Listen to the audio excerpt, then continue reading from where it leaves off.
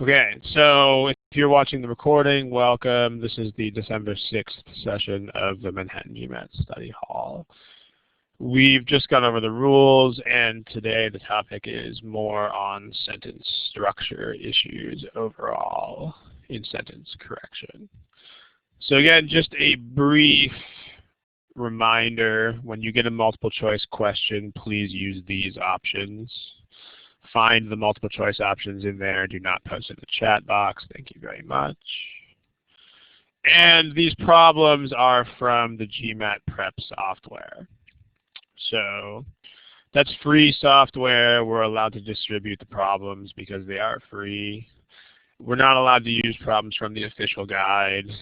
Just make sure that you know that you should not be distributing those either. But the official guide problems. On the other hand, the GMAT Prep problems, which are free, are also free to distribute because they are free. Okay, if anybody has any questions, go ahead and throw them in the chat box. If not, we are going to go ahead and pick some problems and start looking at them.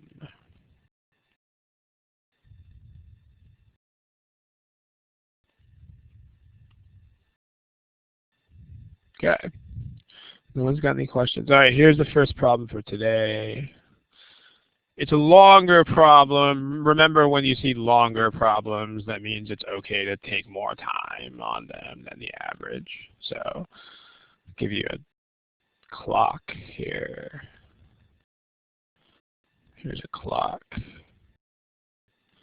Go for it.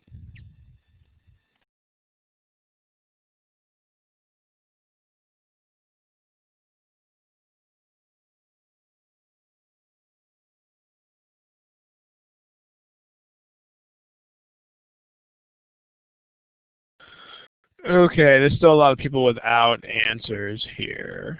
So please pick something if you haven't already.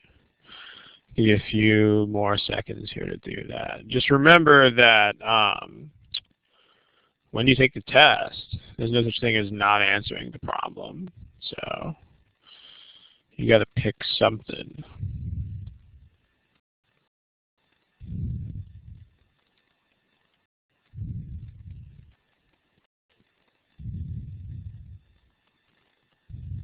Okay, let's take a look.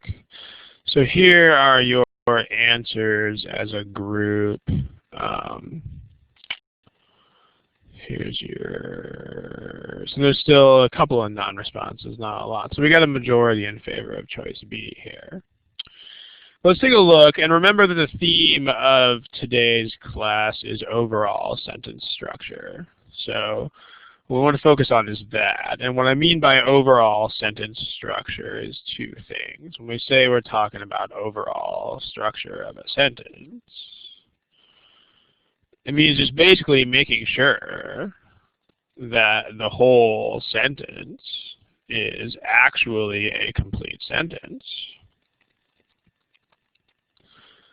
So there are two kinds of ways that this doesn't happen, and those are known as fragments and run-on sentences. I mean, there are a few different kinds of each of those, but the issues that you have here, one issue that you have is a fragment, which means you don't have a complete sentence. It means you just have a piece of it. What you have is not a whole sentence, but just a piece of one. Or a run-on sentence, which means you have too many elements in it. Like you actually have too much stuff to have a complete sentence. So I mean, we'll see more of this as we go. But, you know, there's a certain balance of elements that you have to have a sentence. You have to have a subject and a verb. Sometimes you have an object, sometimes you don't. But you basically have to have a subject and a verb. And then usually you have a whole bunch of modifiers hanging out too. But that's your basic structure. So let's talk about what's going on with some of these choices.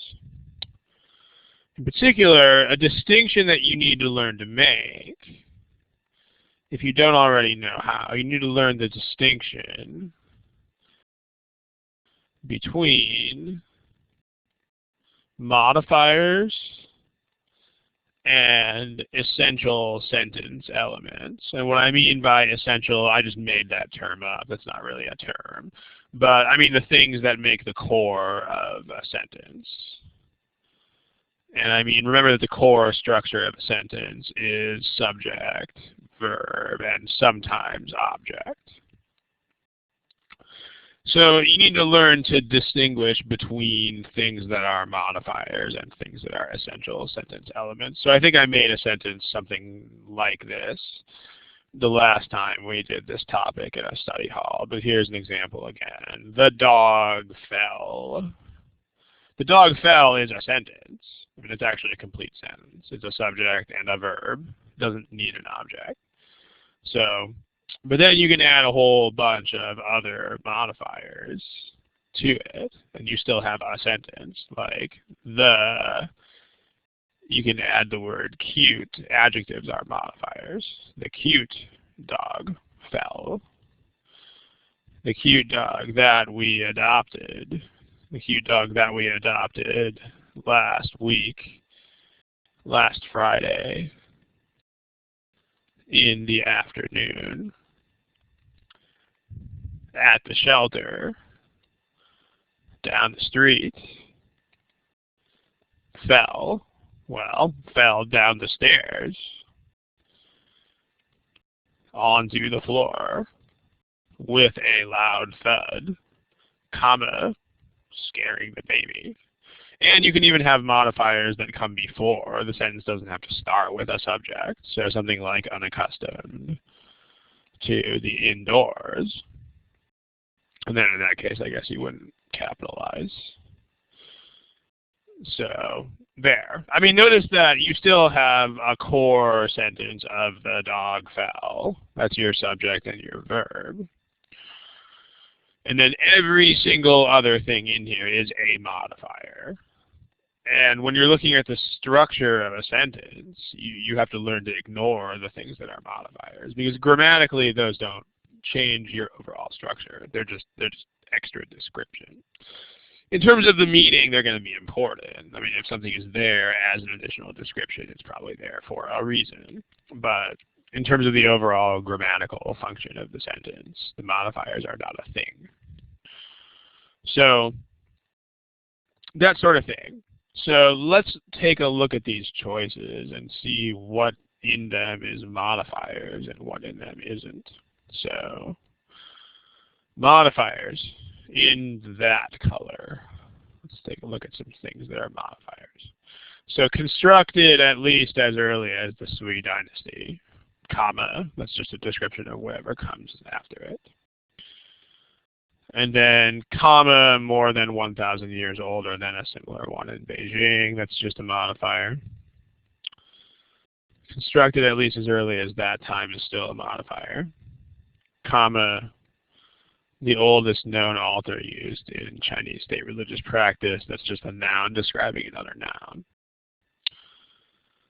And then here's a modifier, comma, ing. And it's two modifiers connected by and, which makes it just one big modifier. Comma, which.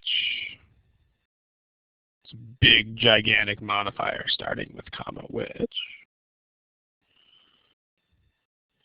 And comma, more than 1,000 years older than a similar one in Beijing. It's also a modifier. Then, here's two opening modifiers in front of the altar of heaven. And then you got comma, which was constructed at least as early as this dynasty. And so which does this and is this. So let's look at what we have left over when we do that.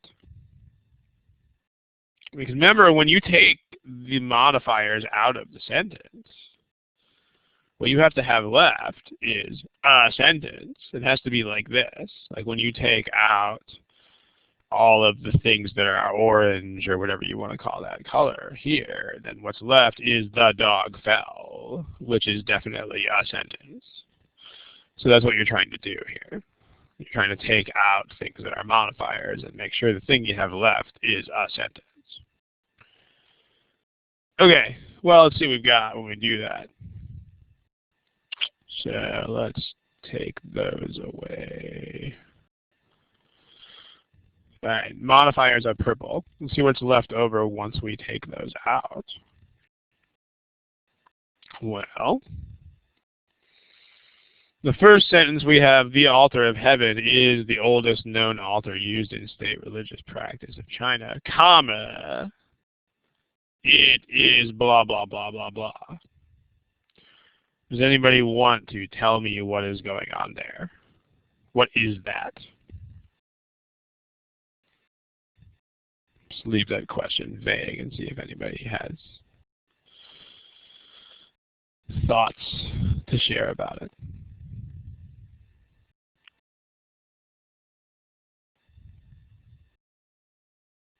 Yeah, it's a run-on sentence, right? It's trying to make two sentences in a row with just a comma in between, and you're not allowed to do that. I mean, if you're going to have two sentences, you have to connect them with some sort of connector, like an and or a semicolon or something like that, right?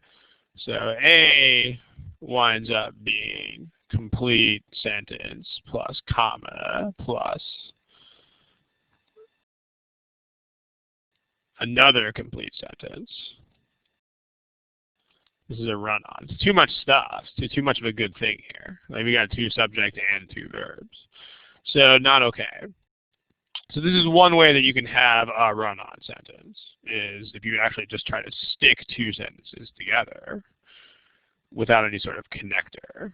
So, I mean, you can, of course, lots of sentences do stick clauses together.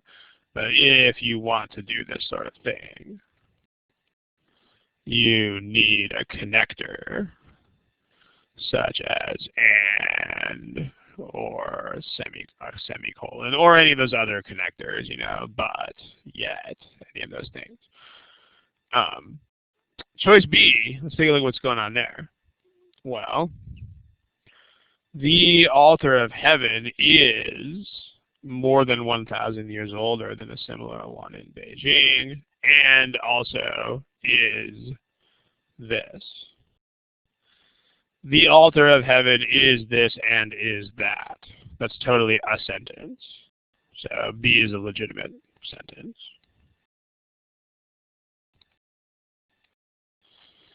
So we'll talk about that pronoun question in a second. Let's make sure we stick to this topic real quick. But we'll get there. Choice C, we are left with the altar of heaven is more than 1,000 years older than a similar one in Beijing, and the only altar found so far. So that's interesting. Like if you write that out without all the noise in the way, you get this. You get the altar of heaven is more than 1,000 years older than a similar one, and the only altar so far that does blah, blah, blah, blah, blah. The problem here is that the way this is constructed, it doesn't really, I mean, it's a sentence. It doesn't have an overall sentence structure issue. But if you look at the way that it's pieced together, the apparent parallel structure is this one. And that's not what's intended here. Like, it looks like it's more than 1,000 years older than two things, which are a similar one and then the only altar that is from before the Qing dynasty. Not the intention. Like, you're trying to say that this altar is the only one. And I mean, you can tell that, actually. You don't have to know Chinese history to figure this out, because if you read the sentence, this author is from 581 to 618. So that's way before these dates. So the only way this sentence could actually make sense is if the only author that predates this dynasty is that one. So that's how you know that C doesn't make any sense. So C is a sentence. It's just not a reasonable sentence. D, let's take a look at what we've got there. The author of heaven and is the only author so far. Well, that's not a sentence, right? So it's missing a verb.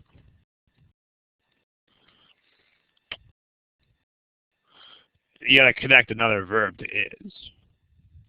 And then E, blah, blah, blah, blah, blah, blah, blah, blah, blah, blah, blah, the author of heaven, blah, blah, blah, blah, blah, blah, blah, blah, blah, blah, blah, the only author found so far that predates the King Dynasty. There's no verbs in that sense at all. So those are fragments, D and E. They're not sentences. So the question is, how do you know that you're dealing with this kind of thing?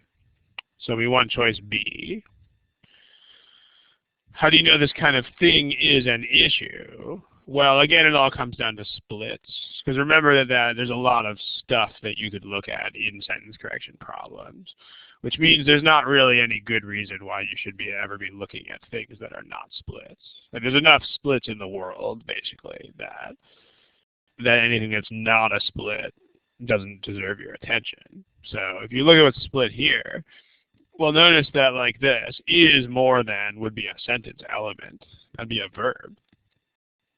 Comma, more than this many years older, is just a modifier. If you have a split like that, they can't both work. Because remember that modifiers are things that can get taken out of the sentence. And core elements can't. So if you see this kind of split where some things are modifiers and some things are not modifiers, then you should think of this issue of, how's the overall sentence structured here?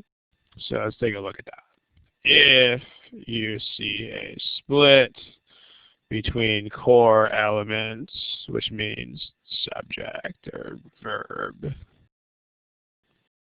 that's supposed to be a comma, we'll fix that in a second, and modifiers, then you should consider the overall structure of the sentence, where consider the overall structure means, let's think about whether anything here is a fragment or a run-on. Okay, so we have one question here about pronouns. Let's try to knock that one out real quick here.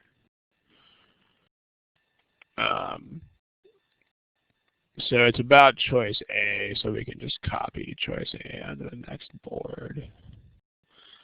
Let's do that. So here's the original choice A. And then there's a question that says this.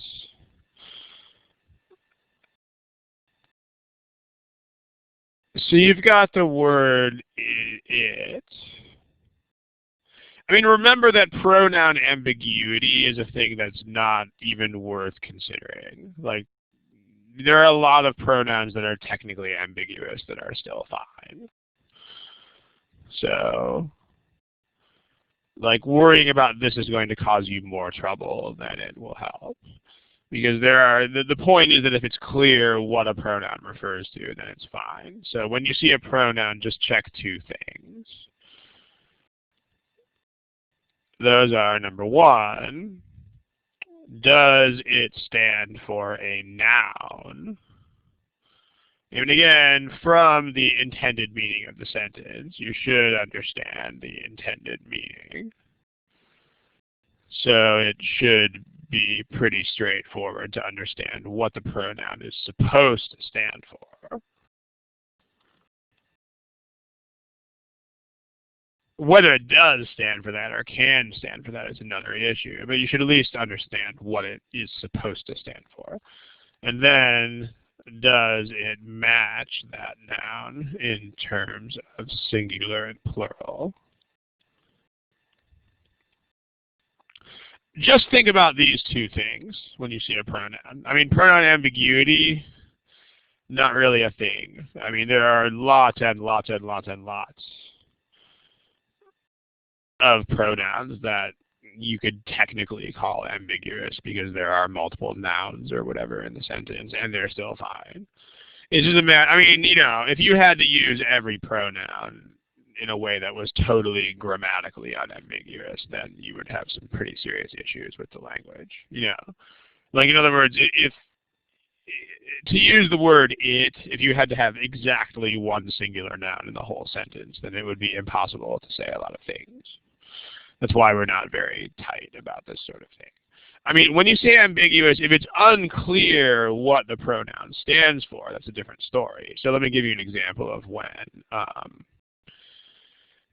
You know, like if it's actually unclear what the pronoun stands for, then that's an issue. Like as an example, if you say something like, Bob talked to Dave about his homework, here we have no idea what his, like this could be either Bob or Dave, and there's absolutely no way to tell who that is. So, but this is not anything that I recall ever seeing on the GMAT, so it's probably not a thing. You're not going to have to worry about it. But, you know, to the person who just posted in the box, the only words on this page that you really have to pay that much attention to are these 4 words. Don't worry about this. Really, this is not a joke. You don't have to worry about pronoun ambiguity. Simple. Keep it simple with the pronouns. Noun, yes or no. Match, singular, plural. It's kind of all you have to think about. It's nice. Okay, if you have any other questions about this problem, go ahead and throw them in the box. Otherwise, we'll look at another problem.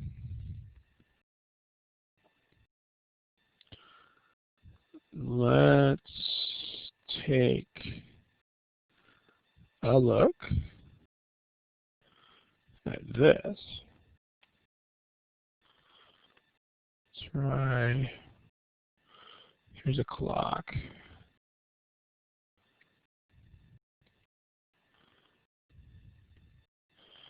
And don't forget to answer the problems with the multiple choice options.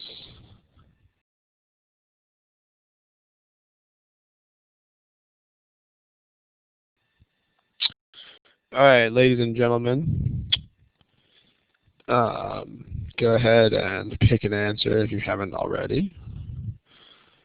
And let's take a look.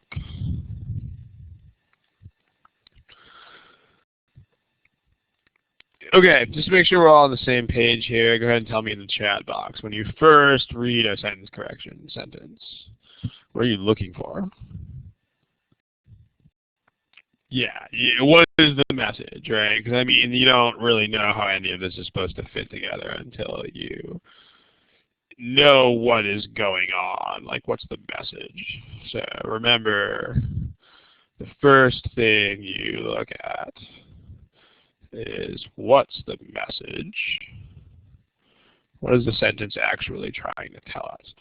So, all right, well, we have these British guys saying that, you know, they're saying certain things about using artificial bone instead of more conventional elements.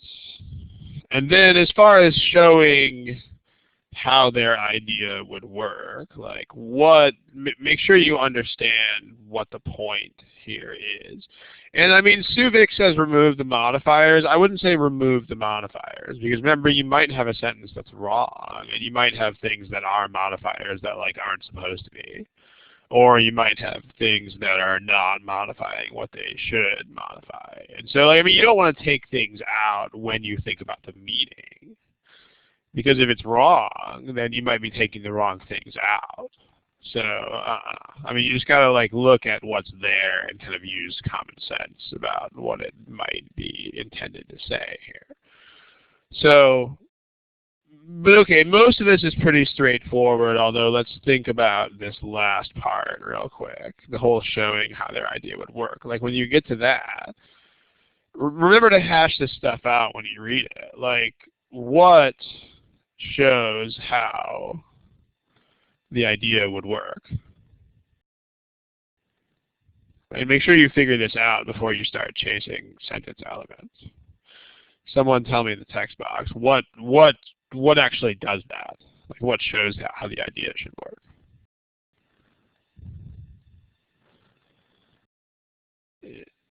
It's the structures that they build, right? All of them, not just the bridge. It's all of the structures they build. So like this idea, all of the structures they built, not just the bridge. So that's going to be a thing, because as you'll see in these choices, there are modifiers that don't do what they're supposed to do. But you have to first figure out what they're actually supposed to do. Like the whole idea of what is supposed to modify what is a meaning-based issue. And until you understand what the meaning is actually supposed to be, you can't really get that. So, okay, now let's talk about things that are modifiers and so on. So let's put modifiers in purple, the way that we did on the last problem. Purple modifiers. Purple highlighter, where are you? Okay, you're going to put modifiers in that color here. Notice that comma who say that these things could be easier to design in. Like those are all part of a modifier. You have to make sure that you put stuff back into the sentence and see how it fits into the overall structure. So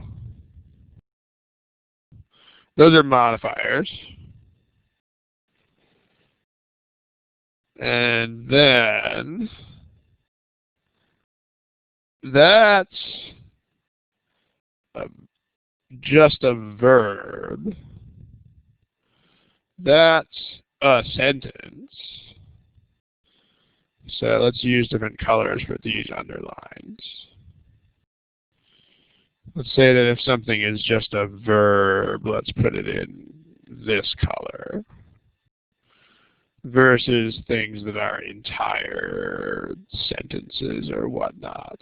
Let's put in that color. Like, you know, the whole clause with a subject and verb. Okay, well, that is a clause. And then the rest of those things are verbs, including their objects and so on. So those are verbs. And then we've got some more modifiers and stuff here. So including a bridge is a modifier, foreshowing is another modifier, which includes a bridge and to show, including a bridge and to show, including a bridge, which shows, including a bridge, which shows.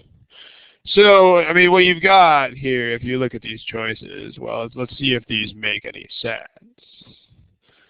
So here you have a pair of architects in Britain and already designed things, like subject and verb. That doesn't work. I mean, you got to have a subject with a verb. You can't have subject alone and verb alone. So this is a fragment. So A is not a thing. You look at B, a pair of architects in Britain, and that's a sentence. That doesn't work either. I mean, you can't just have this stranded without a verb. You can have a pair of architects in Britain did something, blah, blah, blah, blah, blah. Oh, and they did this too, but not noun and clause. So not a sentence. C, a pair of architects in Britain have already designed a number of structures. That's okay, that's fine. D, a pair of architects in Britain already designed a number of structures. That's fine in terms of being a sentence. The past tense doesn't really make sense here because we are talking about the impact on the present. But at least this is a sentence. And then E, a pair of architects in Britain have already designed a number of structures. So C, D, and E are sentences, but A and B are missing some elements. So A and B are missing some elements. At least C, D, and E are sentences. So now we need to look at things that are not overall sentence structure. Well, let's take a look at these modifiers here. We've already eliminated B, but structures which includes that's definitely not happening. But let's take a look at this. Let's take a look at which shows in choices D and E. Because remember what we did. I mean, we already understand what the meaning is supposed to be when we first read the sentence. And you can't, once you figure out what the intended meaning is, you have to stick to that. I mean, you're not going to be wrong about the intention of the sentence. So consider which shows in choices D and E. Well, what would that be modifying according to, your typical rules for how which works? Like, what is that? It points to the bridge. So that's a problem, right? Like, this would modify the bridge. This describes the bridge. And only the bridge. But that's not the intention, right? I mean, the intention of the sentence is that all of the structures these guys have built are actually supposed to demonstrate their idea. So it's not just the bridge that demonstrates the idea. So choice C doesn't have that flaw, right? Choices D and E are saying that there's a whole bunch of pointless structures, and then there's this bridge that's really cool. But choice C doesn't have that issue. In choice C, they have designed a number of structures to show how their idea could work. So this, to show how their idea should work, is that tells you the purpose of whatever action we've just got done talking about. So how can you tell what? John, I don't know how to say the name there. Someone's saying, how can you tell? Well, you got to read the sentence when you first read it, and there is a certain common sense element involved here. I mean, if they're talking about, the sentence is about a pair of architects in England who are trying to demonstrate this idea. The whole sentence is about this idea. So it just wouldn't make sense if you had a bunch of structures that they're describing for no reason, and then there was one thing that demonstrated their idea. That would just be a nonsense sentence. The ideas would not work. So, but yeah, when you interpret these sentences, make sure you understand, the sentence as a whole thing. The sentence has to actually make sense. It has to, the idea has to work. So here, if it were just a bridge that shows how the idea would work, then there would be no point in discussing the other discussing the other structures. It would be a weirdo sentence because we would be talking about a bunch of structures that we don't care about. It would be nonsense. So, let's see. Okay. Let's look at other things that people are asking about here. Get a new. Let's get this thing on a fresh new page and talk about this. Questions that you guys are asking here. So, okay, here's the problem again, and then a couple of you guys are asking questions about it. So it'll show up on your board here in a sec. All right. So you'll see it soon. Someone is asking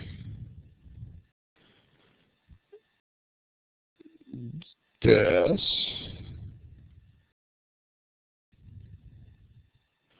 So the correct answer to this thing is C. So remember how parallelism works, right? As long as you can find the elements that you want, and as long as the things marked off by parallel elements are there. So C, to design and build. So that's a parallel structure. You just got to take the things that are parallel here, which are design and build. So, I mean, remember how this works. Here's the, 30-second summary of this. Remember that if there's not a parallel marker in front of something, then you can just take whatever you want and call it part of the structure. So here are 6 different sentences. I like to swim and, well, here are a few different sentences. I like to swim and run. I like to swim and to run. I like to both to swim and run. I like both to swim and to run. Okay, well, so the bottom two is Jason is probably what you're thinking about when you ask this question, because the bottom two actually have markers. They have both and they have and. So then the things after those have to match. Like here you don't have any freedom in what you can pick. So this is to swim and this is run, which makes that one incorrect. But this is to swim and that's to run, so that's actually fine. On the other hand, in the first two, you just have an and. It's the same thing you have over here with design and build. This is just and. That means that the right-hand structure is for sure whatever is there, but you can just pick whatever your left-hand structure is that works with that. So this is run. There's no word like both over here bossing you around, so you can just say what would be parallel to run? Well, swim would. So this structure is swim and run. Here, this is definitely to run. There's no word both hanging out over there, so you can just pick whatever out of all this stuff would be parallel. So I like to swim and to run. So it's not a trap. I mean, there's nothing here that is a trap. It's just what is parallel and what is not. So, I mean, just make sure you understand it. If you're thinking of this as a trap, then there's something not quite right about the way that you're thinking about it, because there is definitely nothing here that is a trick or a trap of any kind. So just make sure you get that. It wouldn't be wrong if you said to design and to build, but you just don't need it. Okay, someone says,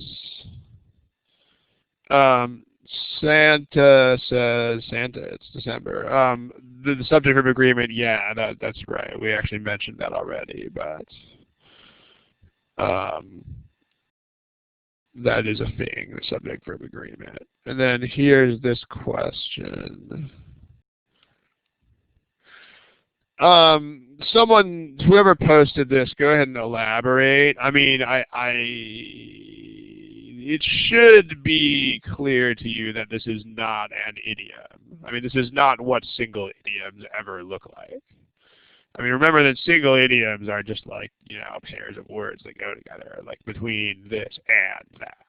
Or like, I replaced this with that. I mean, just looking at this, it should be clear to you that this is not an idiom. And I don't mean that in a bad way. I just mean you need to look at a bunch of idioms and internalize a little bit better what they look like. Because there are definitely no idioms in the world of English that look like this. So, I mean, when you look at this, what I'm saying is that it should be clear to you that these are pieces of a couple of different structures. And if that's not clear to you, then you've got to spend some more time just looking at the way that stuff is put together in English and what it looks like in general. So make sure you understand the general look of the language. Like, what do single elements look like? What do idioms look like, etc. Because, I mean, you really have to be fast at separating, like, single thoughts from other single thoughts. If that takes a lot of time, then before you start looking at a bunch of specifics, your job is going to be to just look over the language and get more used to it. So, which choice is this from? This is from, help me out here, which choice is this in? Peter, this is your question. What choice is this from?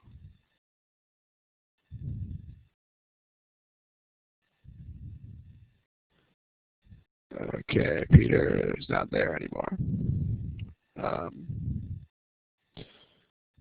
Okay, it's in choice E. Well, it would be a parallel structure, right? Like whenever you have a than, you're looking at some kind of comparison, and comparisons need to have a parallel structure. So there's your giveaway. So this would be a comparison if it worked. And it doesn't work because there's nothing for it to be parallel to. So there's nothing parallel to with conventional structures. So yeah, that's wrong.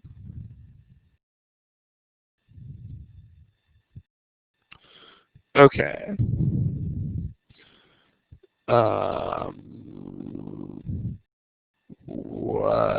Johnny, what choice are you talking about? Are you talking about the correct answer?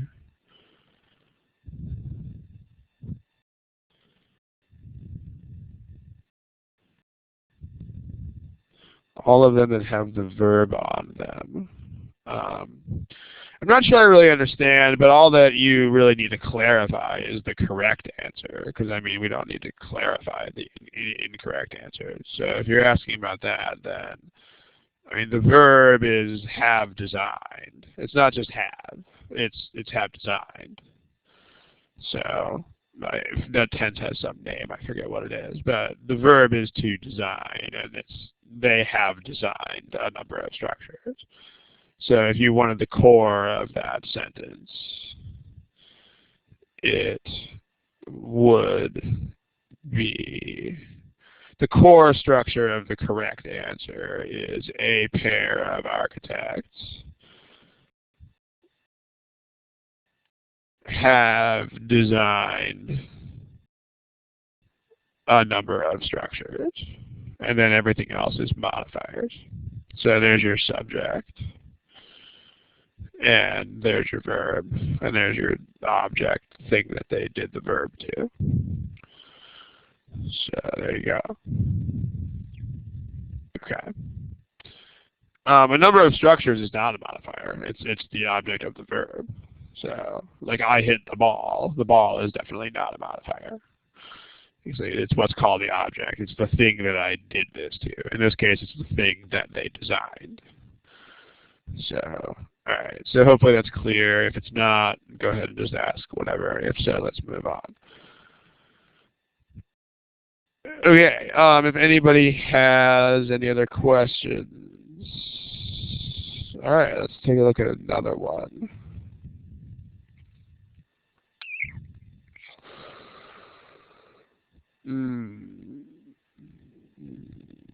How about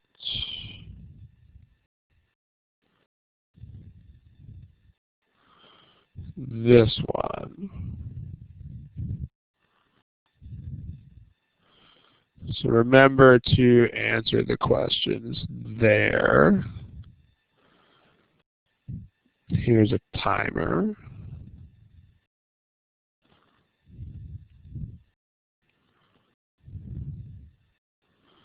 Go for it.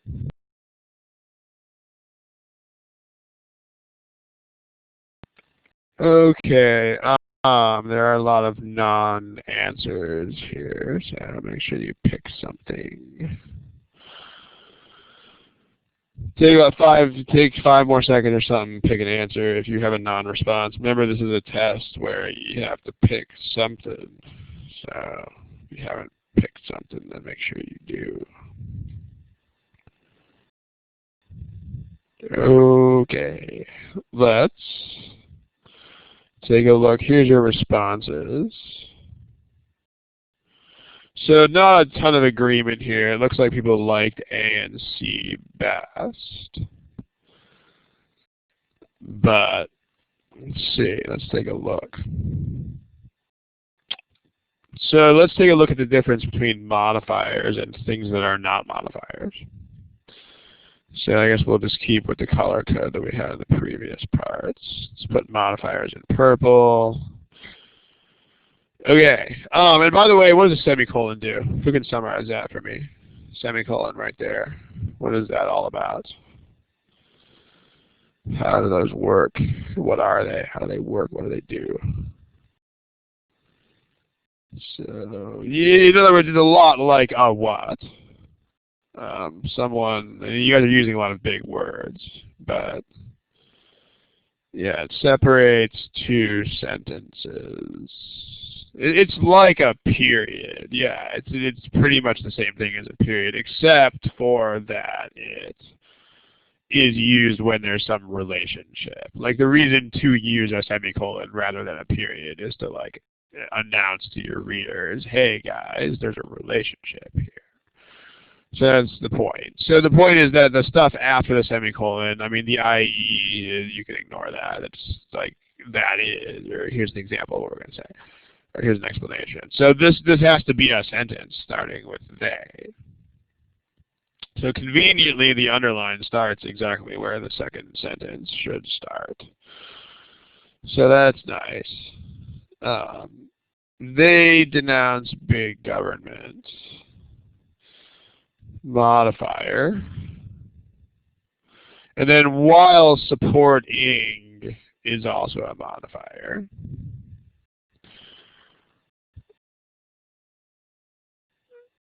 They denounce big government, dash, dash, blah, blah, blah, blah, blah. Things set off by dashes are modifiers. And then but, also a modifier. They denounce big government, they say that, and it has become too much. Wow, so there's actually no modifiers in C here at all. This is a modifier saying this, and then comma at the same time doing that. And then blah, blah, blah between two dashes. And then INGs are modifiers. So, and then there's these constructions with, like, you have these connectors. There's a name for them, and I can't really remember what they're called. But like when you have things like even though and while and as and so on, you should know how those work. Like when you have even though or as or although or while or etc. plus a sentence.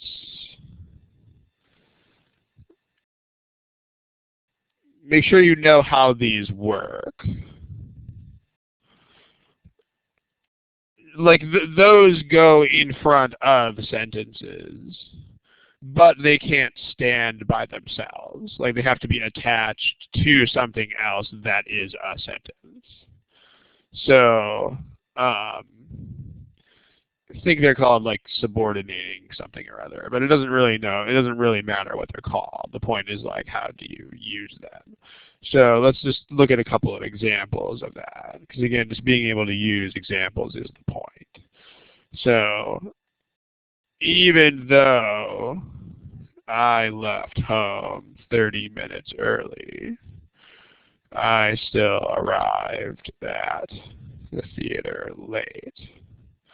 So that's how this is a correct sentence. That's how this kind of thing works. Like, this is the sort of construction that we're talking about. This is the connector, even though. That gets followed by a sentence, but then it has to be connected to another sentence. Like, that can't be the sentence by itself. So, and then this is the main sentence, and that's an attachment to the main sentence. So the difference between, I mean, it's kind of like modifiers, but kind of not. And let me explain what I mean by that. Like the way these things work, the way these elements, like they have one thing in common with modifiers, and then they have one thing not in common with modifiers. So like, how do these elements work? Well, so like modifiers, they can't stand alone. Like they have to be attached to a main sentence. So like notice that you couldn't just have a sentence that said, even though I left home 30 minutes early, period. That would not be a thing.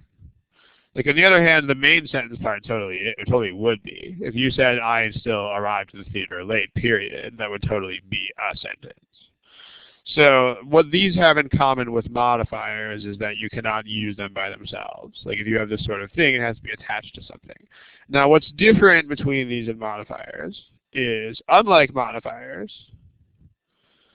they don't modify or describe specific words in the main sentence.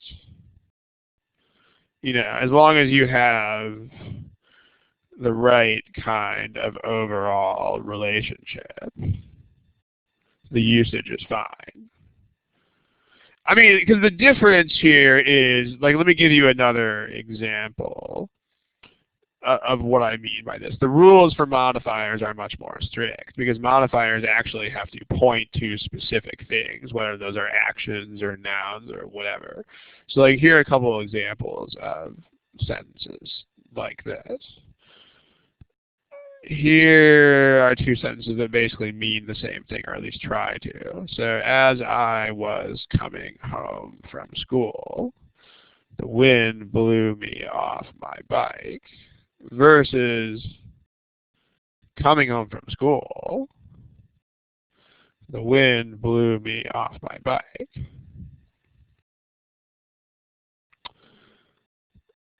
So notice, these are not both correct. The first one of these is fine, because this is one of those like subordinated sentence thingies. Like this has as, and then it's followed by a complete sentence. And then it's attached to the wind blew me off my bike. It actually works a lot like this one. So this is correct.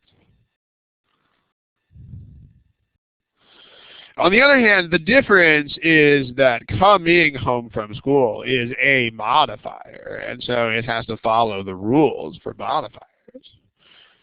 Whereas the as plus a sentence, or the even though plus a sentence, those don't tag specific words, but like this is a modifier.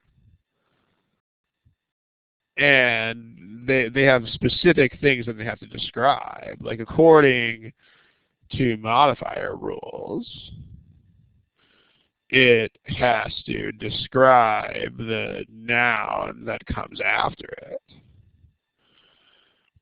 There are no things like that for the whole sentences that come after as or even though or whatever. Like those just have to have a vague relationship to the rest of it. So like as long as there's some kind of contrast between this and this, if it's even though, like even though this and that, okay, there's contrast, we're fine.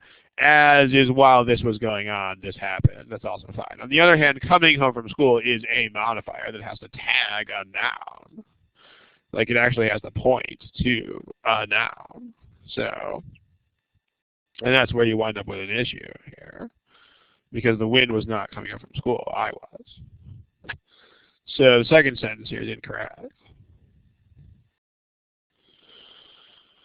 So that's the deal there. That's a brief discussion of those. It's an aside, whatever you're going to call it. So now let's go back to this. So they denounce big government is totally fine, because that's just a sentence. So no problem there. They denounce big government, but modifier. It's not a valid parallel structure. You have but modifier, and there's nothing that could be parallel to that modifier. So that doesn't work. You have not a modifier, but modifier. It's not a parallel structure. So this doesn't fly.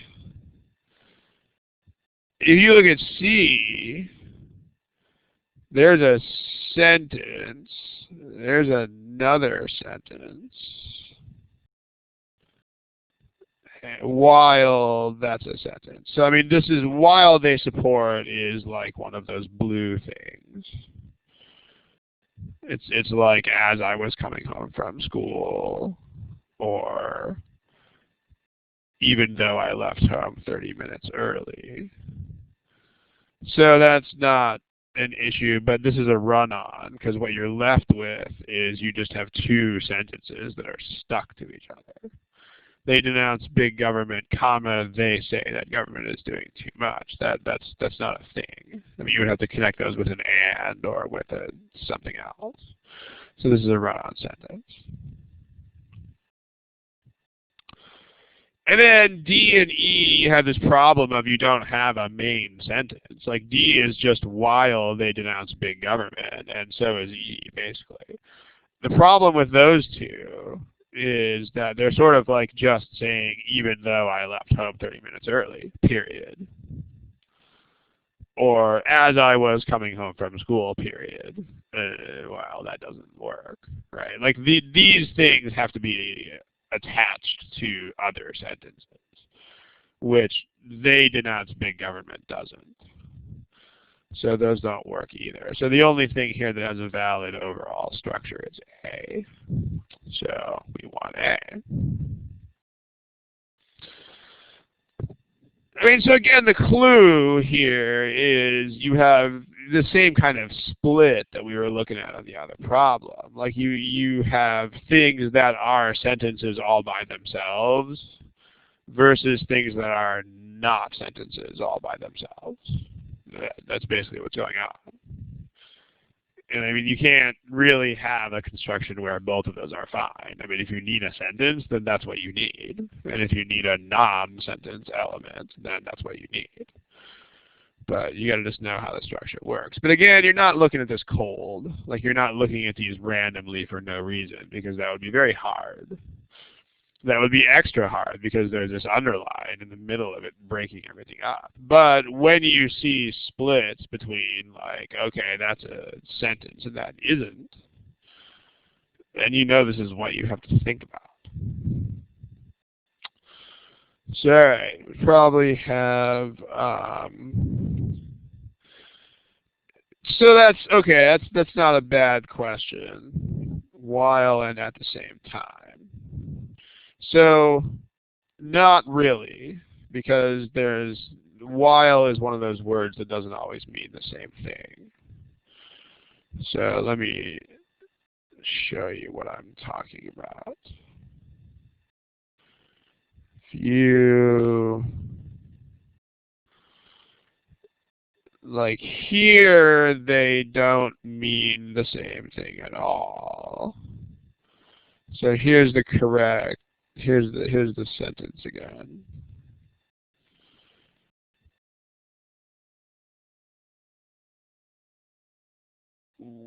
Not here, they don't. Because okay, here, this is conveniently this is the correct answer. So we can just look at this. Here's the while.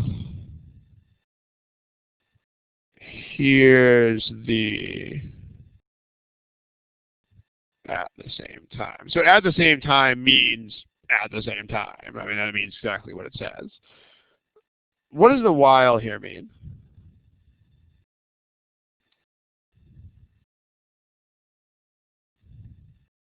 Does anybody know?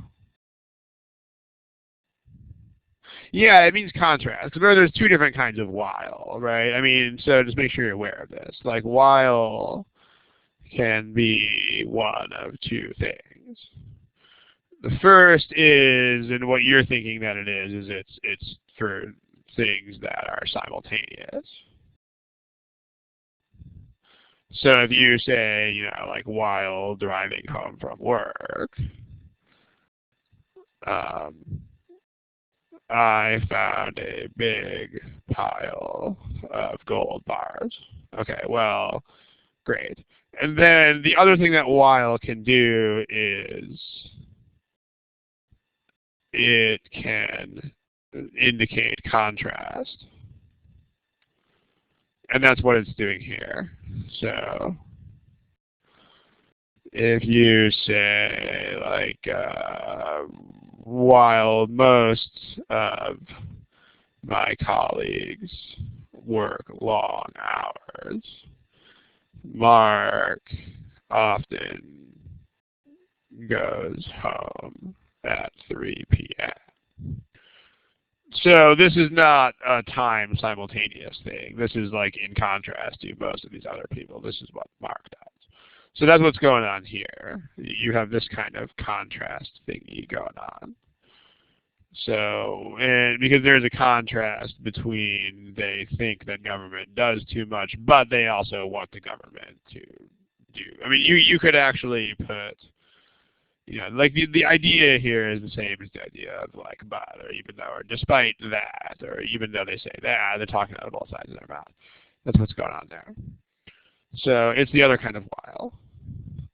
Let's see, we can probably knock one more out of these really quick. So let's try to do that so we can find a short one. How about,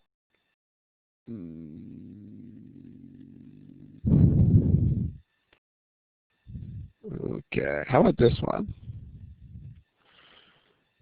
Let's try that. It's shorter, so I'll give you less time on the clock. And then we'll call it a day.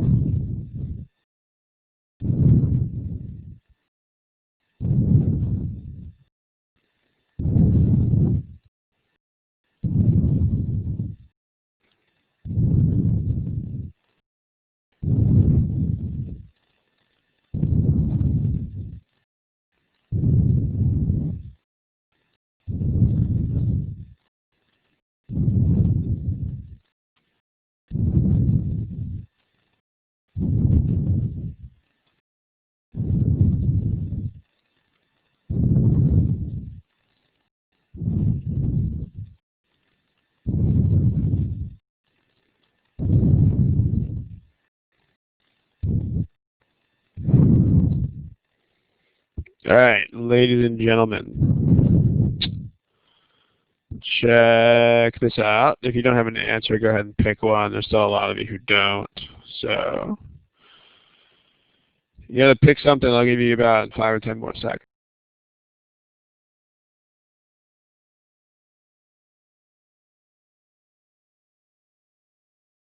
Okay. If you don't have an answer yet, make sure you pick one. There's this Sandeep who doesn't have an answer. There's a couple other people. So pick something, please. Okay, let's take a look. Here are your responses. So we got a plurality for D, although, you know, people are answering a lot of different stuff. Okay, let's talk about these dashes here. And actually, this is just a dash. I mean, when you see it rendered in certain fonts, it'll look like 2 dashes. But there's only a single dash here. Does anybody know what that means? And what do dashes do? I mean, it's like a comma, but commas do a whole bunch of stuff. I mean, dashes, they block off certain types of modifiers. Let me give you the sort of lowdown here on what dashes do.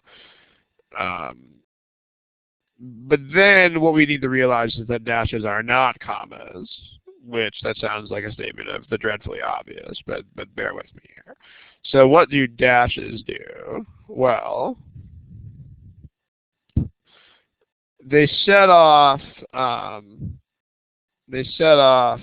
descriptions like modifiers and so on. So the question is, so how are they different from commas? Because, I mean, commas do that too. I mean, if you think about what kind of punctuation normally sets off modifiers, well, that's usually commas. So the question that's prompted here is, how is this different from just having your plain old run-of-the-mill commas? Well, there's 3 different ways. The first way is that it's not a grammar. The first way is not a grammar thing. It's dashes can emphasize when something is ironic or surprising. Like, or they can just emphasize something, or point out that, or point out irony, or like unexpectedness. I don't know if unexpectedness is really a word, but so let me give you 2 examples, one with a dash, one without a dash. You say something like, Joe, who grew up in Miami, thinks that winter in San Francisco is cold. Versus Dan Dash, who grew up in Alaska, thinks that winter in San Francisco is cold. So you have the same point in Miami. You don't know he's American. So Miami is really hot all the time, and Alaska is really cold in the winter. So meaning that someone was from Miami, San Francisco has a winter. It's easily cool in the winter, but it's certainly cold in a sense. So like if somebody was from Miami, this would be highly expected because Miami is hot. So someone who's from there would be expecting things. On the other hand, someone from Alaska is a lot colder than San Francisco. This is very weird. So the dash is actually out that it's weird or ironic or unexpected that Dan didn't think with this, and it's not ironic from Joe, which is what he thinks. So that's what's going on there. This is normal, and what Dan thinks is not normal. This is ironic or unexpected.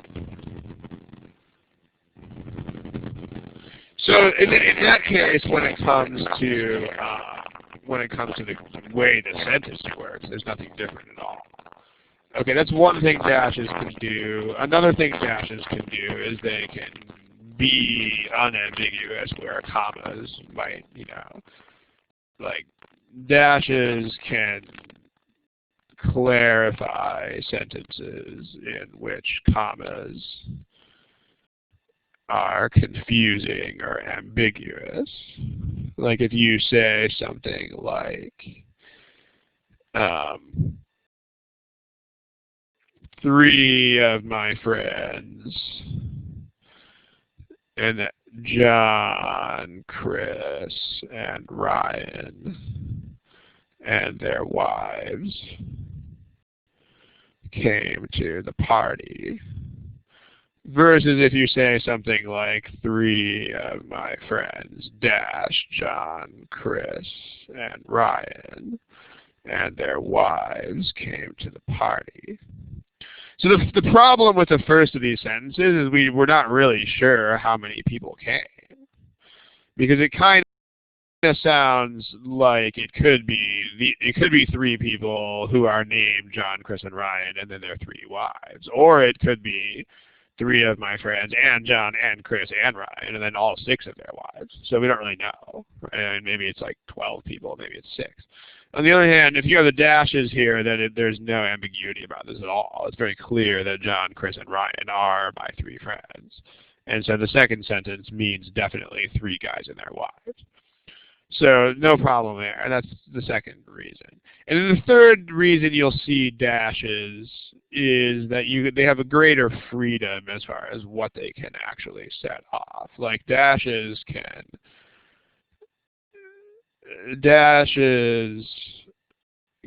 set off entire sentences as description, and commas can't do that. So here's an example. If you say something like, actually there was an example in the other problem. Let me try to find it. It was in one of the wrong answers, but okay, it's this one right here. Like dash, they say that government is doing too much and has become too powerful. I mean, that's actually okay. You could not do this with commas because that's a sentence. But you can do that with dashes. So if you wanted to make another example of something like that, it could be, James is in financial trouble, dash, he has paid his rent late for the last 3 months, dash, but he is still making lots of purchases on his credit card. So meaning, like, this is, you can't do this with commas. Like, this is actually a sentence, but with dashes you can use that as a thing. So that's what dashes do. Now, here's the point. The point is that dashes are not commas. So that's obvious, right? But what I mean by that is that if you open a description with a dash, you would have to close it with another dash, unless it goes all the way to the end of the sentence. So if there's only one dash, then the description runs all the way to the end of the sentence. Like, in other words, you couldn't have this dash here and then have this and then make that a comma. It's not a thing. Like, you either enclose something with dashes or you enclose it with commas, but you have to be consistent. So these all have one dash, which means that the description needs to run all the way to the end of the sentence. So, okay. By the way, this is not an overall sentence structure issue, but there is this split, which should be the first thing you see. So let's make sure we discuss it. Most of the purported health benefits, that's plural. So we don't want cons. All right, now let's look at the rest of this overall structure. So let's start to the right of the dash, because the things to the right of the dash have to be things that make sense. So here you got a parallelism, or at least you're trying to. Let's look at choice. Let's look at modifiers. Let's just do what we did in the previous part. So purple modifiers. Modifiers in purple. Okay. So compounds also found in these things, and then that do that. Compounds that are also found in these things. And whoa, there's a sentence there. Compounds also found in these, and compounds that are found in these things, and that do that. And then compounds also found in those things, and they do that. So those are, in A, you got a modifier there, and B, you got a modifier there. So let's look at our parallel structures. We eliminated A already, but at least it's modifier and other modifier. And D is also modifier and other modifier. Now, though, now we got some monkey business going on in these other choices. Like here, these are suddenly like entire sentences. They inhibit. That's a whole sentence, a whole clause, as they call it. So that's parallel structure. That is modifier. And whoa, that's not a modifier anymore. That's actually a whole sentence. That doesn't work. You can't do that. And then same sort of problem with the very last choice. Modifier. And whoa, that's not a modifier anymore. That's actually a sentence. That's not a parallel structure.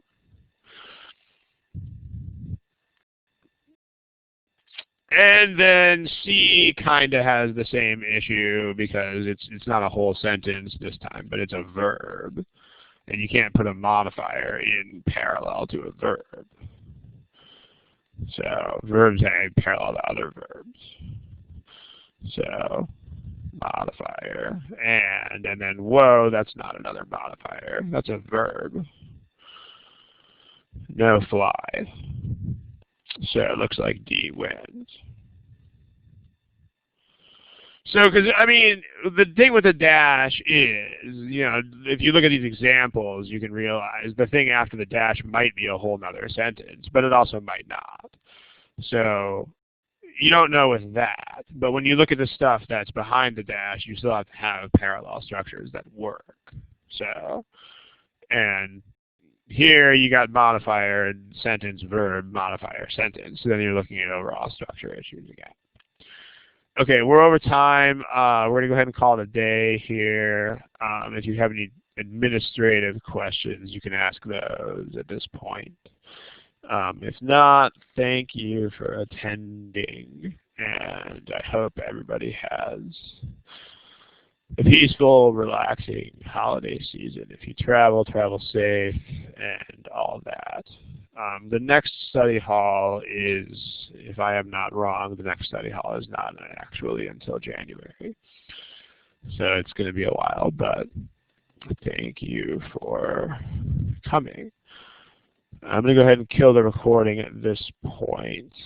And if you have questions that are of an administrative nature, like, you know, not subject-based questions, not questions about GMAT stuff, but administrative questions, then feel free to ask those. Otherwise, good night and good luck.